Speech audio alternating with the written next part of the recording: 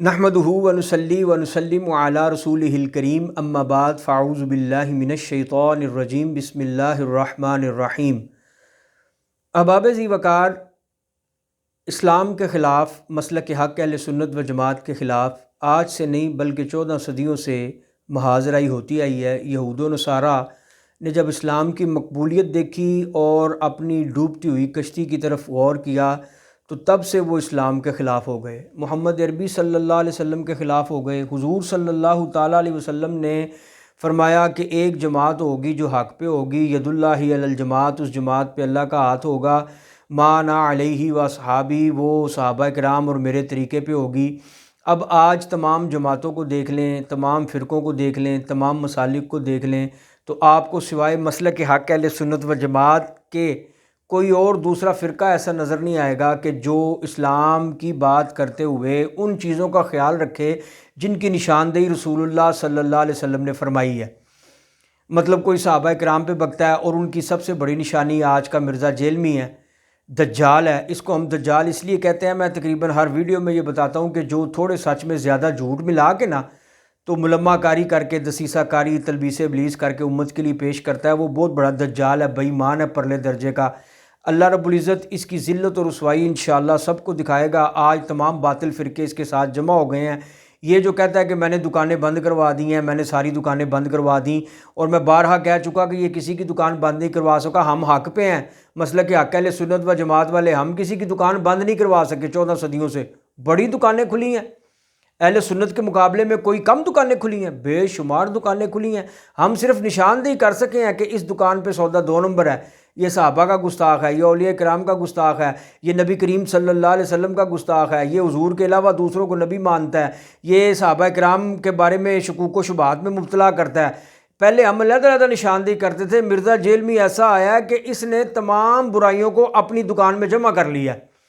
یعنی قادیانیت کا رد کرنا ہو مرزا جیلمی کا رد کر دیں، خارجیت کا رد کرنا ہو مرزا جیلمی کا رد کر دیں، رافضیت کا رد کرنا ہو مرزا جیلمی کا رد کر دیں، منکرین حدیث کا رد کرنا ہو مرزا جیلمی کا رد کر دیں۔ قرآن مجید فرقان حمید کی آیات کو پڑھ کے اتنی ڈنڈی مارتا ہے، اتنا کفر بکتا ہے اور اتنی غلاظتیں انڈیلتا ہے کہ لوگ آہستہ آہستہ آہستہ آہستہ قرآن کو بھی چھوڑ جائیں گے۔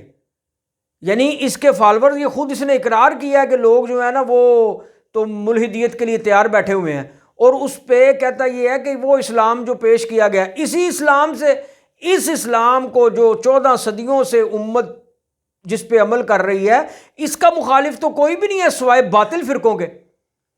یعنی اگر ملحدیت کے آگے بھی یہ اسلام رکھا جائے تو اس اسلام کو وہ قبول کر لیں گے، اگر ان کو کچھ سمجھانے والا ہو اس اسلام کو قبول نہیں کریں گے جن کو یہ مرزا جیسا اسلام مرزا جیلمی پیش کرتا ہے، جس میں اللہ کے علاوہ اور اللہ کا رسول بھی کوئی کچھ نہیں کر سکتا، تمام انبیاء بھی کچھ نہیں کر سکتے، محدثین بھی ناسبی تھے، امام بخاری بھی حدیثیں چھپاتے تھے، کتمان حق کرتے تھے، اور بڑے بڑے محدثین جتنے بھی ہیں وہ سارے جو ہیں وہ باتوں کو چھپاتے رہے، وہ ناسبی تھے، وہ انہوں نے امت سے بہت کچھ چھپایا ہے، اور محدثین بھی اور فقہا بھی اور مجتہدین بھی۔ امام اعظم ابو حنیفہ پہ بھی طعن کرتا ہے، امام مالک کے بھی بارے میں بھی کہتا ہے، امام نسائی کے بارے میں بھی ناسبی ہونے کا، یعنی کہ کسی ایک کو نہیں چھوڑا۔ اب ایسے بندے کے فالورز کا یہ دعویٰ ہے کہ خبردار مرزے کے بارے میں ایک لفظ بھی زبان سے نکالا، وہ چاہے رسول اللہ کے بارے میں بکے، اللہ کے بارے میں، اللہ کو کہتا ہے یہ لوگوں نے تو اللہ کو بوڑھی نانی اماں سمجھ لیا ہے، کس نے سمجھا ہے؟ مطلب یعنی کہ اس کو حق گو کہتے ہیں، اور ان کا اپنا حال یہ ہے، اس کے سارے فالورز اس بات کو جانتے ہیں کہ مرزا جیلمی کے اپنے مجمع میں، مرزا جیلمی کے اپنے مجمع میں تلاشیاں لے کے، چیک کر کے، ایک ایک بندے کے بارے میں گواہیاں لے کے، یہ اس کا دوست ہے، یہ اس کا دوست ہے، یہ اس کے ریفرنس سے آیا ہے، یہ اس کے تعلق سے آیا ہے، یہ اس کے واسطے سے آیا ہے، تمام چھان پھٹک کر کے پھر ان کو اندر بلایا جاتا ہے، اس کو اپنا فالور اور سٹوڈنٹ ڈکلیئر کیا جاتا ہے، لیکن اس سے بھی ایسا سوال نہیں لیتا، اور نہ اس کو ایسا سوال کرنے کی اجازت ہے جو اس کو ننگا کرے۔ یہ حق گو ہے۔ تو مطلب یہ ہے کہ اللہ رب العزت جل مجدہ الحق کریم نے علماء حق کی، یعنی کہ جب بھی اسلام پہ کوئی اٹیک ہوا، مسلک حق اہل سنت و جماعت پہ، اسلام پہ، جوابات کنہوں نے دیے ہیں؟ علماء نے دیے ہیں۔ ان کی ماؤں کے جنازے کنہوں نے پڑھے ہیں؟ ان کے باپوں کے جنازے کنہوں نے پڑھے ہیں؟ ان کی ماؤں کے نکاح کنہوں نے پڑھوائے ہیں؟ کنہوں نے پڑھے ہیں؟ علماء کرام نہیں پڑھے ہیں؟ ان کے جنازے پڑھے، ان کے نکاح پڑھے، ان کی کانوں میں اذانیں دیں، ان کو دین کی طرف راغب کیا، جمعوں میں کتنی تنہائیں لیتے ہیں علماء کرام، ائمہ مساجد، اور دین کی خدمت کرتے ہیں، اور ان کا یہ حال ہے کہ یہ علماء امت پہ بھونکتے ہیں۔ کس کے نقش قدم پر چلتے ہوئے؟ فقط مرزا قادیانی کے نقش قدم پہ چلتے ہوئے۔ اب دیکھیں، ایک بات قابل توجہ ہے، حضرت ابو بکر صدیق رضی اللہ تعالیٰ کے بارے میں اس نے کہا کہ جی جب حضور صلی اللہ علیہ وسلم پہ اونٹ کی اجری رکھی گئی تو ابو بکر صدیق بھی وہاں پہ تھے۔ یہ بات قابل توجہ ہے، یہ نوٹ کیجئے گا۔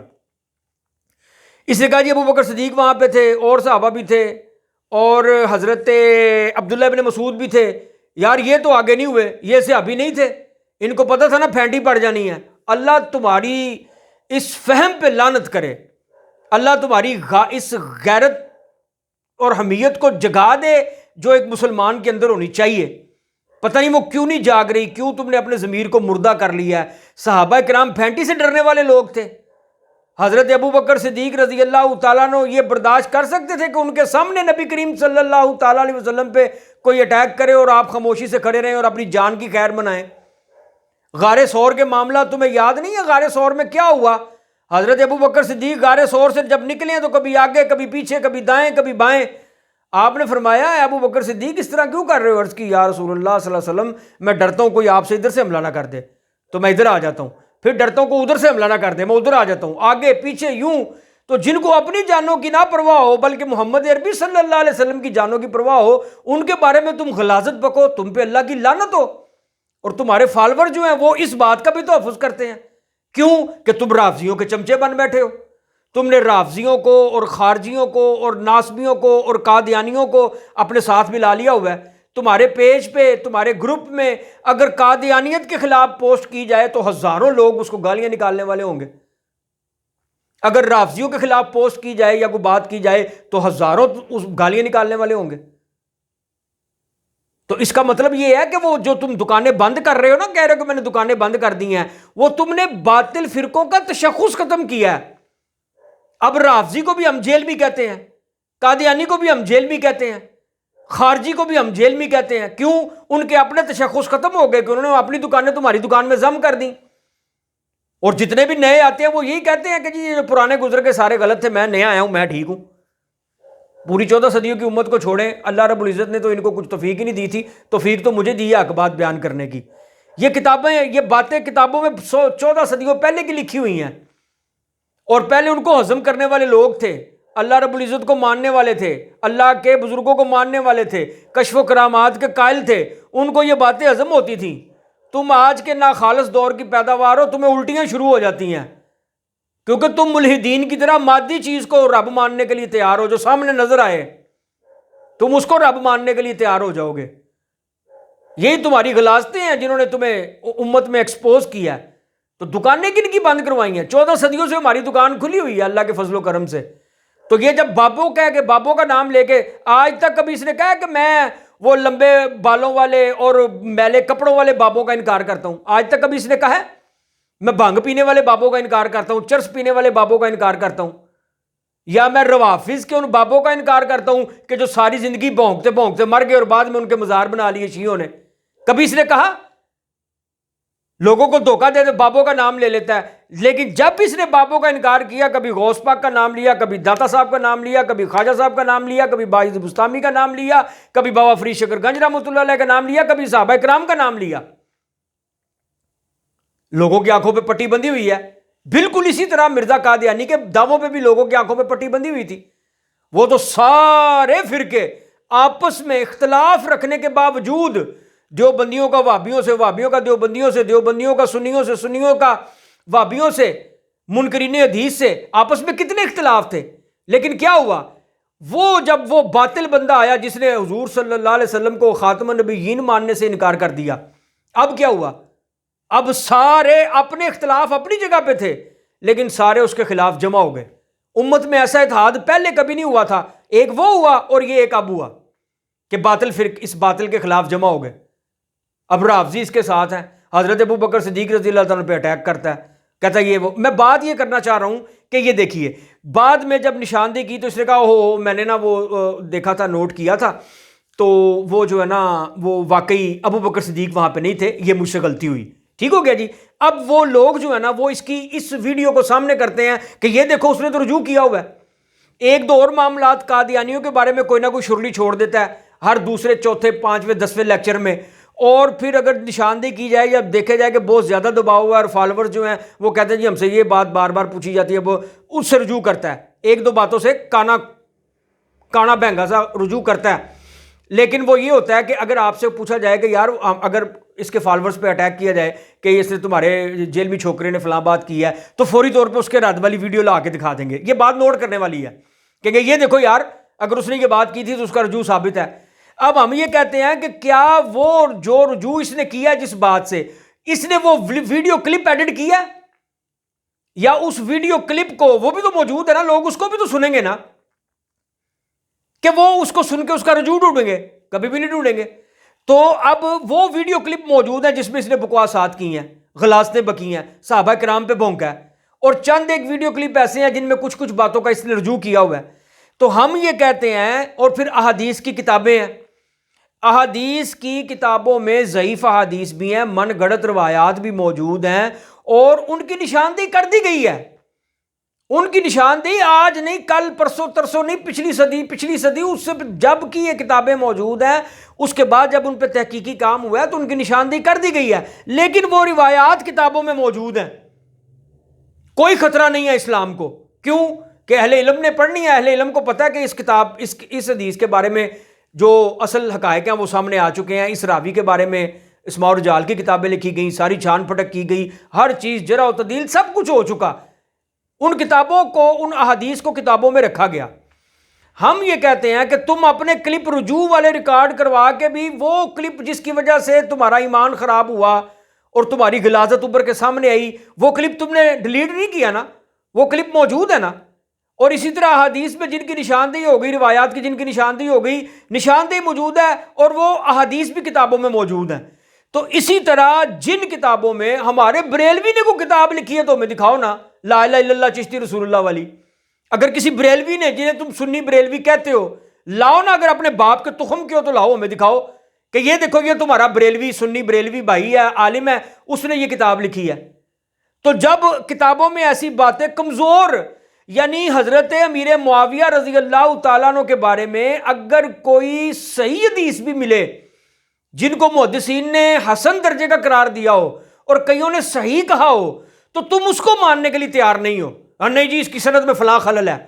تو وہ عبارات جو کہ چشتی رسول اللہ یا اس طرح کی کوئی عبارات ہیں جن کی نہ کوئی سند ہے اور نہ کوئی ان کا حامی ہے، یعنی کہ ان کو رد کر دیا گیا ہے، کہہ دیا گیا ہے یہ کتاب ان کی معین الدین چشتی اجمیری کی نہیں ہے، لیکن تم کہتے ہو نا جو مرضی کہتے رہو، ہم تو یہی کہیں گے۔ اپنے تمہاری کو بات ہو، تم فوری طور پہ اس کا ویڈیو کلپ لا کے یہ دیکھو جی رجوع ثابت ہے۔ احادیث میں اگر کوئی ضعیف روایت پڑھی جائے تو کہا جائے جی اس نے، تو آپ کہو گے یار یہ ٹھیک ہے حدیث موجود ہے اس میں، لیکن اس کی نشاندہی کر دی گئی ہے، فلاں محدث نے اس پہ کلام کیا ہوا ہے، فلاں محقق نے اس کے بارے میں تمام اس کی علتیں سب بیان کر دی ہوئی ہیں، جرح و تعدیل موجود ہے اس پہ۔ اور وہ کتابیں صوفیاء کی کہ جو کسی سنی بریلوی نے لکھی ہی نہیں۔ یہی تو ہم کہتے ہیں کہ اگر اپنے باپ کے ہو تو ہمیں دکھاؤ تو صحیح کہ کس سنی عالم نے لکھی ہے وہ کتاب، جن کو تم سنی بریلوی کہتے پھرتے ہو، ہمیں دکھاؤ تو صحیح نا، کم از کم اتنا ہی دکھا دو۔ اگر تم میں حلالی خون ہے تو کم از کم اتنا ہی دکھا دو کہ کیا خواجہ معین الدین چشتی اجمیری رحمۃ اللہ تعالی علیہ اپنے دور میں خود کو چشتی کہلواتے تھے، چشتی صاحب کہلواتے تھے؟ اگر تم یہ ثابت نہ کرو تو کم از کم اپنے منہ کو نکلنے والی غلاظتوں کو تو روکو۔ اتنا گند بکتے ہو، امت کے اولیاء پہ الزام لگاتے ہو، نہ ان کی کتابیں لکھی ہوئی، نہ صوفیاء کی کتابیں محفوظ، اور نہ ہم نے کبھی ان کا دفاع کیا۔ کسی سنی عالم نے دفاع کیا ہو پھر تو بتاؤ نا۔ تو کتابیں اگر چھپتی آ رہی ہیں تو کتابیں علماء کے پرنٹنگ پریس ہیں۔ اگر کہتے ہو جی تم نے وہ کتابوں میں سے وہ عبارتیں نکلوائی کیوں نہیں ہیں، تو ہم نے لکھوائی ہو تو ہم نکلوائیں نا۔ احادیث کی کتب ہم نے لکھوائی ہیں۔ اگر مرزا جیلوی سے اگر کہا جائے کہ جن احادیث میں جو ضعیف یا موضوع روایات ہیں، چلو تم بسم اللہ کرو نا، ان روایات کو نکال کے صحیح احادیث والی روایات چھپواؤ، تو وہ کہے گا جی میں نے کوئی لکھی ہے، امام بخاری نے لکھی ہے، بھئی ہم نے نشاندہی کر دی ہے، بس ٹھیک ہے، کتابیں نہیں چھپوانے کی کیا ضرورت ہے۔ تو بالکل یہی بات ہے کہ ہم نے نشاندہی کر دی، حالانکہ ہماری ہے بھی نہیں، لیکن پھر بھی ہم نے نشاندہی کر دی کہ یہ بات غلط ہے. الہاد اور یہ زندیقیت اور یہ اس طرح کی باتیں یہ صوفیاء کی کتابوں میں شامل کی گئی ہیں. تمام امت کا یہ موقف ہے. اگر احادیث کی کتب میں ایسی باتوں سے بندہ محفوظ نہیں رہ سکتا اور کوئی نہ کوئی حدیثیں ایسی نکل آتی ہیں جو سخت ترین ضعیف ہوتی ہیں اور بعض تو من گھڑت موضوع ہوتی ہیں، لیکن محدثین ان کو بیان کر دیتے ہیں اور پھر ان کی نشاندہی بھی ہو جاتی ہے، تو صوفیاء کی کتابوں میں تو کسی نے سند لی نہیں ہوئی. بعد میں اگر کسی نے کوئی کتاب لکھ دی اردو میں تو تم اس کو کہو جی یہ معین الدین چشتی اجمیری کی کتاب ہے جی، وہ تو اپنے نام کا کلمہ پڑھواتے تھے. 1000 بار ہم پوچھ چکے، اگر اپنے باپ کے ہو تو وہ خطہ دکھاؤ تو صحیح جہاں پہ یہ لا الہ الا اللہ چشتی رسول اللہ کہنے والے ہیں، وہ کدھر بستے ہیں، وہ کدھر ہیں، وہ کوئی ایک آدھا بندہ ہی دکھا دو.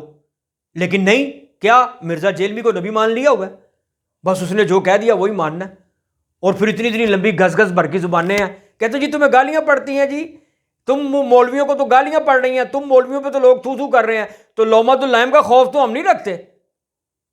مطلب اب اگر مرزا جیلمی کو گندی باتیں کرنے پہ لوگ گالیاں دے رہے ہیں، پوری امت گالیاں دے رہی ہے، تو ہمیں اچھی بات پہ اگر کوئی گالیاں دے دے تو ہم اس کا مطلب ہے کہ ہم وہ بات کرنی چھوڑ دیں؟